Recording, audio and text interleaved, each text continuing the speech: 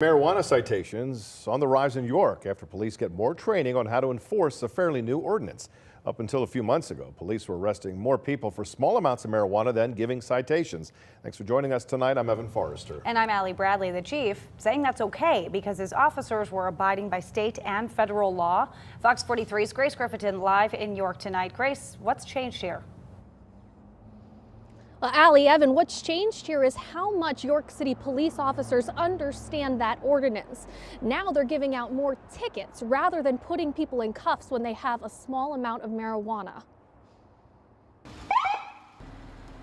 Police in York, trained to handle the worst, but up until a few months ago, not the city's marijuana ordinance. Anytime you have a new law, whether it comes from the state legislature or an ordinance, there's some growing pains. Growing pains, like the chief saying his officers not fully understanding this ordinance. What they knew was that that possession of marijuana in the state of Pennsylvania is a criminal offense, and so they were charging the criminal charges. The ordinance states people can have and smoke a small amount of marijuana in a public space, that's 30 grams or less, and receive what's called a civil violation, similar to a traffic citation. The problem was only one person was cited during the 6 months after the ordinance passed. I think it's hard on them because it's still federally unlawful to use or sell or possess marijuana. I think that sometimes when our legislators pass laws,